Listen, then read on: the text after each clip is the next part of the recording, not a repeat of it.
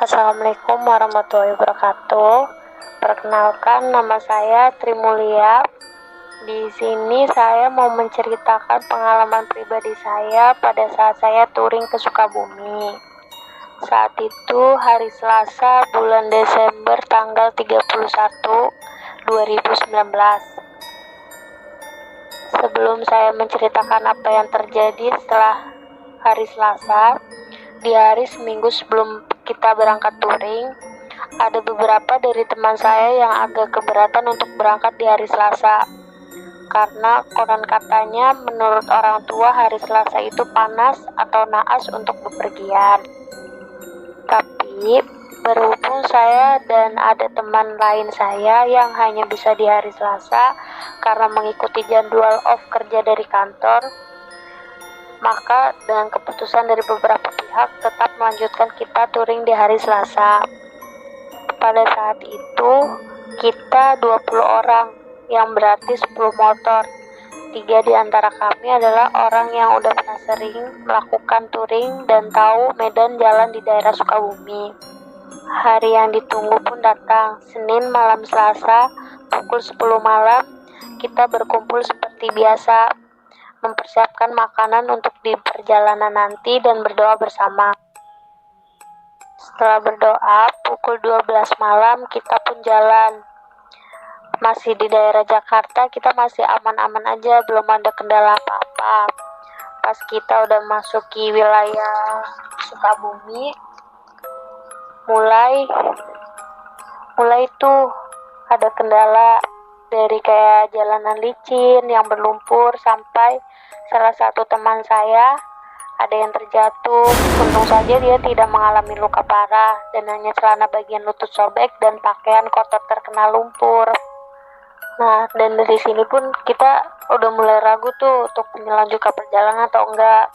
Tapi ada beberapa teman saya yang memutuskan untuk beristirahat dulu sambil kita ngomongin apakah kita mau lanjut perjalanan atau enggak.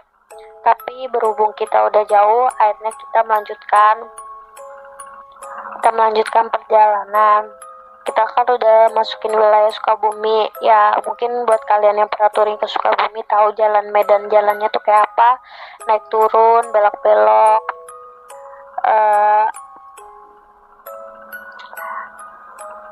Habis itu kita memutusin untuk istirahat lagi tuh di Indomaret. Dan kita beli makanan lagi, ya kan. Itu posisi pukul 5 subuh. Sebenarnya dari awal tuh kita planningnya jam 5 subuh itu udah harus nyampe pantainya. Tapi berhubung dari awal kita dapat kendala, jadi waktu yang harusnya kita udah sampai pantai jam 5 itu ternyata kita belum sampai. Habis istirahat, kita melanjutkan perjalanan lagi ke arah pantai. Sampai di pantai kita tuh pukul 7.30. Dan kita tuh mencari tempat lah ya buat beristirahat dulu di saung. Tadinya jam 10 kita tuh mau ke pantai, namanya tuh Pantai Kunti kalau nggak salah. Tapi di situ posisinya tuh kayak capek banget badan, padahal kita tuh kayaknya sering banget istirahat. Tapi tetap aja kita merasa kayak capek badannya kan. Akhirnya kita tidur, kita siangan tuh kita bangun jam sekitar 12:30. Akhirnya kita mutusin untuk ayolah kita ke Pantai Kunti buat mandi kan di sana. Buat ke Pantai Kuntinya, buat mandi-mandi. Terus pas kita udah mau nyewa perahu kan buat nyebrang ke Pulau Kunti itu di situ tiba-tiba tuh kayak hujan angin gitu, tapi gak ada air, cuma kayak pasir pantainya itu kencang banget kayak kebawa angin gitu. Akhirnya kita mutusin untuk nunggu bentar lah, ini reda nggak kayak hujan anginnya ya kan. Tadinya kita mau maksa tuh kayak udahlah lanjut aja deh, toh perahunya juga udah disewa kan, maksudnya sayang kalau misalnya itu. Tapi kan orang situ kan ngomongnya pada bahasa Sunda semua, kita ada beberapa yang ngerti ada yang enggak. Di situ tuh bilang katanya kita nggak ada pelampung, yang punya perahu katanya kita nggak ada pelampung, tapi ngomong sama tukang warungnya pakai bahasa Sunda, ada yang ngerti ada yang enggak kan.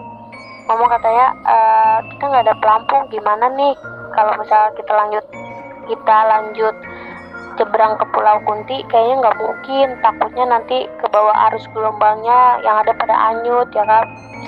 Lah mungkin karena berhubung ini ibu warungnya itu terlalu jahat mungkin ya, ibu warungnya tuh ngomong ya udah biarin aja, kan mereka juga mau nyebrang, atau kalau hanyut juga mereka yang hanyut. Dari situ tuh kita udah mulai nggak bener nih orang ya kan.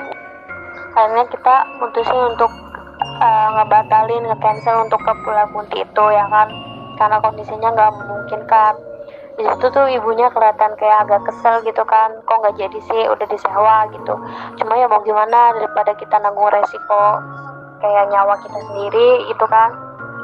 Ya udah akhirnya kita mutusin untuk udah tuh berhenti, nggak ke pulau itu. Akhirnya kita menuju ke curug apa itu ya, aku lupa lagi, pokoknya menuju ke curug dah. Katanya ya udah kita mandi di curug aja. Udah akhirnya kita OTW tuh ke curug. Itu masih aman-aman aja, cuma ya badan cuma ngerasa capek aja, nggak kayak biasanya, nggak kayak touring biasa. Pas kita di curug itu sama juga, kita mau mandi ternyata airnya malah kotor, jadi kita nggak mandi. Dan di situ tuh bener-bener airnya tuh kencang banget, kayak nggak ngedukung banget buat kita tuh pada mandi. Udah gitu kan airnya kotor, akhirnya kita cuma kayak foto-foto aja. Habis dari situ kita tuh pulang ya kan. Kita tadinya kita tuh mau nuju ke curug satu lagi, tapi pas kita udah kesorean tuh, dan di situ tuh ada teman kita yang nyasar, yang harusnya belok ke kanan dia ke kiri ya. Dari situ kita udah dah nungguin lagi ya kan, makin lama karena di situ posisi hujan juga. Udah akhirnya mutusin untuk berhenti lagi tuh ke warung yang akan ke curug itu kan. Pas berhenti di situ, kata orang situ curugnya lagi dalam kering, airnya kering karena nggak hujan. Tapi aneh, padahal kita tuh di perjalanan tuh hujan terus, nggak berhenti malahan, gerimis gede ya kan. Tapi di situ katanya nggak pernah hujan, aneh. Ya udah akhirnya kita putusin untuk istirahat doang tuh di warung. Pas kita istirahat itu ya biasa kayaknya tuh badan malah capek banget, bener-bener capek. Kita tidur semua itu padahal di situ, tapi tetap aja kayaknya di perjalanan tuh ada yang berat aja. Abis itu udah tuh kita pada sholat maghrib, abis sisa kita jalan, setelah udah makan juga abis sholat kan, kita jalan. Pas jalan itu kita mampir lagi tuh ke Alfa buat beli cemilan. Lah ada salah satu dari teman saya itu dia makan kuaci sama pacarnya kan, dia buang kulitnya mungkin sembarangan atau gimana, aku nggak ngerti ya. Pas kita memasuki wilayah di kayak hutan-hutan gitu, yang sebelah kanannya hutan, dan naik medan jalannya itu ya gitu dah, belok-belok sama naik turun kan, bener-bener turunnya tuh turun nanjak banget. Di situ mungkin mereka makan kuaci kulitnya buang sembarangan ya.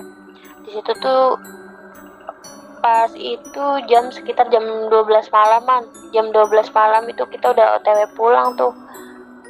Pas di jalan gak tahu kenapa aku kan dalam hati kayak bikin video.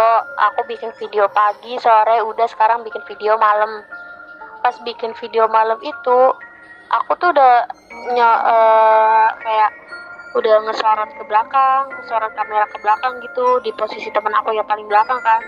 Di situ tuh dia bener-bener nggak kelihatan sama sekali, kita tuh jauh banget. Tapi pas baru banget aku balikin kamera ke depan, taunya dia itu udah nabrak warung. Dan itu aku nggak ngerti lagi tuh gimana ceritanya kan. Malah di situ aku pikir ada longsor kan, karena bunyinya bener-bener ini banget dah, bener-bener kayak tanah longsor. Pas dilihat ke belakang ternyata teman aku dia kecelakaan. Karena kita di situ berhenti dulu kan, itu benar-benar darahnya tuh banyak banget dari kaki, karena kakinya itu kena step gitu, jadi kayak bolong gitu kan. Udah dari situ tanya dong, kenapa aku bisa nyampe kayak gini? Nggak tahu, kata yang ngejalanin tuh katanya nggak tahu, tiba-tiba setirnya nggak bisa dibelokin. Terus kata yang ngebonceng, nggak tahu juga, aku udah pasrah banget nih, aku nggak bisa ngomong apa-apa buat kayak itu kamu jangan lurus, harus belok. Itu dia nggak bisa ngomong apa-apa katanya. Ya udah mungkin ya Allahu alam ya, kita nggak tahu itu emang udah dari pertama kita berangkat emang udah nggak dibolehin atau gimana, aku juga nggak ngerti. Udah habis dari situ kita bawa kan, aku bawa tuh teman aku ke puskesmas, kita bertiga kan. Udah pas dari puskesmas itu udah pukul berapa ya, jam 1:02, setengah 2 lah pokoknya. Itu udah malam banget. Untung aja itu ada apotek, bukan apotek ya, hitungannya apa ya, kayak puskesmas kali ya, entah itu apa tuh, klinik kayaknya, klinik buka 24 jam. Pas banget itu dari turunan situ tuh nggak jauh dari pertigaan itu ada klinik. Ada kita bawa tuh ke klinik itu kan, dan sambil nunggu temen aku dijahit kakinya.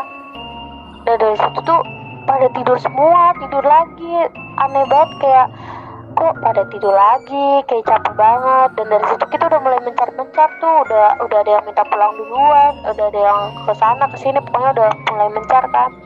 Kita tinggal mungkin ada berapa orang ya, 8 atau 6 tah, aku agak lupa. Udah dari situ kita pulang kan. Pas pulang di perjalanan tuh aku cerita sama teman aku yang lagi ngejalanin motor. Dia awalnya nanya kayak, kamu pernah gak sih ngalamin kayak ngerasain hal-hal aneh gitu kan. Itu posisinya kan kita masih kayak ya wilayah Sukabumi ya kan, siapa yang gak tahu sih, kanan kirinya hutan. Di situ kita cerita yang agak sebenarnya nggak boleh, mungkin nggak, kalau orangnya itu mah nggak boleh ya, nggak boleh cerita tentang hal-hal kayak gitu kan. Cerita ada tuh kayak dia pernah ngalamin ini, dia pernah ngalamin itu. Di situ pas cerita itu ya itu mah nggak tahu firasat aku atau gimana, aku tuh ini belakang ngerasa berat ya kan. Aku ngomong, kok berat banget ya, aku sampai pusing, sampai mual, gak tahu kenapa itu. Terus kata yang ngejalanin motor, gimana kamu gak apa-apa, aku mau berhenti dulu. Posisi kalau berhenti kayaknya gak mungkin, soalnya aku paling belakang, nanti malah ketinggalan sama teman-teman yang lain kan. Aku bilang udah paksain aja, tapi kok makin berat, makin mual, makin pusing banget, bener-bener pusing. Dia tetep tuh masih ngelanjutin cerita mistisnya dia kan. Terus aku bilang gini, udah tolong berhenti dulu, jangan bilang cerita mistis. Tapi dalam hati aku tuh ngomong gini kayak, aku pengen balik lagi deh ke situ, enak di situ. Dalam hati aku ngomong kayak gitu, tapi aku kayak setengah sadar setengah enggak kan, karena aku masih kayak, aduh, aku istighfar terus tuh.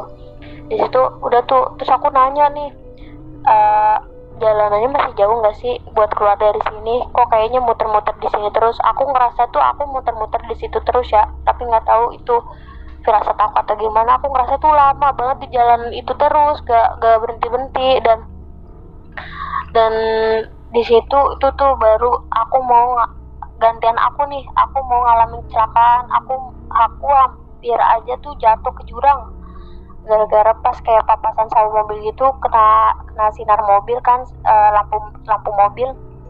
Di situ tuh bener-bener nggak kelihatan jalannya. Ya udah, pas itu ternyata udah mau ke jurang kan. Untung aja temen aku bisa ngerem motornya tuh.